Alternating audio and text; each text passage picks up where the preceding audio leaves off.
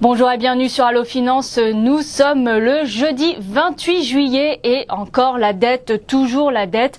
Les marchés restent encore confus, déboussolés au gré des annonces et des dégradations des agences de notation. Hier, double ration pour tout le monde. Wolfgang Schäuble, tel un épouvantail, refuse de signer un chèque en blanc pour le rachat des obligations des pays en difficulté par le Fonds de secours européen. Et Standard & Poor's qui dégrade encore une fois la Grèce. Et pour rajouter une couche, aux États-Unis, rien ne va plus. On ne sait vraiment pas quand on verra le bout du tunnel et le chaos. US Debt Plant in Chaos, c'est la une du Financial Times.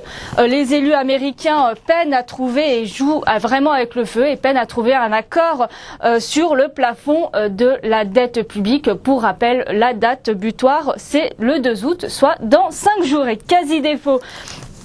C'est ces deux mots qui vont résonner dans les salles de marché ce jeudi. Encore une fois, Standard & Poor's a encore frappé. L'agence de notation a jeté un froid la veille en dégradant de 2 crans de CC contre triple C auparavant la note de la dette grecque en raison d'un risque de défaut de paiement du pays. Elle a sorti cette note d'une perspective négative, ce qui signifie qu'elle envisage une nouvelle dégradation dans les mois à venir. Et la douche froide, c'est ainsi que les Échos en qualifient la hausse surprise du chômage sur le mois de juin en France, annulant ainsi la baisse enregistrée depuis le début de l'année. C'est encore 33 600 nouveaux demandeurs d'emploi qui vont grossir les rangs de Pôle emploi, les jeunes et les seniors étant en première ligne. Et pour enrayer cette hausse, le ministre de l'Emploi, Xavier Bertrand, fonde tous ses espoirs sur l'entrée en vigueur de nouvelles mesures destinées en faveur des jeunes et des licenciés économiques. Une dépense qui ne sera pas du goût du FMI, qui presse la France d'assainir sa situation budgétaire. C'est un cruel dilemme. Et oui, puisque le Fonds monétaire veille au grain, 16 milliards d'euros.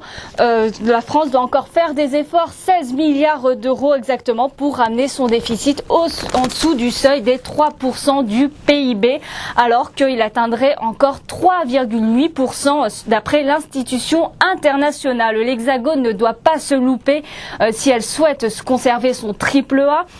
Un atout indéniable pour s'endetter à bas coût, alors que le risque d'une contagion de la crise de la dette en Europe est encore bien présent. Et tandis qu'au Japon, y a-t-il eu vraiment un tsunami? La tribune vend d'optimisme au Japon, où malgré l'adversité ou l'incroyable rebond du Japon, telle est la une de la tribune ce jeudi. 4 mois après le tsunami, l'archipel a réussi à redémarrer son économie. Les Japonais ont repris le goût de consommer, les investisseurs celui du risque, et chapeau bas pour le Japon. Et comme un ouragan, on pense tout de suite au tube qui a fait la gloire de la princesse Stéphanie de Monaco, et c'est raté. C'est PSA, Peugeot Citroën qui voit les nuages s'amonceler, les nuages noirs s'amonceler dans son ciel. Le second semestre sera difficile, voire dans le rouge pour le constructeur automobile. L'impact du séisme japonais sera considérable. Des problèmes d'approvisionnement de composants qui vont provoquer un tsunami comptable dans les comptes de PSA, un coût de 700 millions d'euros sur l'année contre 500 000 prévus jusque-là. Et puis pour les Échos aussi, parle donc des petites et des moyennes capitalisations. Bravo à elle, puisque l'indice phare des petites et moyennes capi, le CAC Mid and Small, peuvent jouer le fier en affichant un gain de 1,52% depuis le début de l'année. Il superforme ainsi son grand frère, le CAC 40, qui lui plie de 1,86% depuis le début de l'année.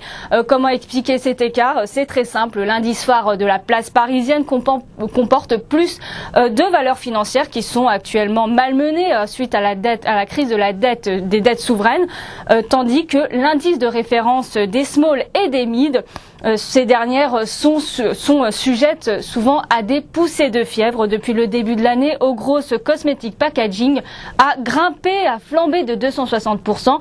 Art Price, ou par exemple Art Price qui a flambé, lui, de 248%. Et pour finir, 9 des 40 composantes de l'indice CAC 40 seront sous les feux des projecteurs ce jeudi à l'occasion de la publication de leurs résultats semestriels, dont la plupart avant bourse. Ça se bouscule donc au portillon. Dette souveraine et publication d'entreprises seront l'actualité de ce jeudi. Et restez avec nous sur Allo Finance pour suivre tout ça.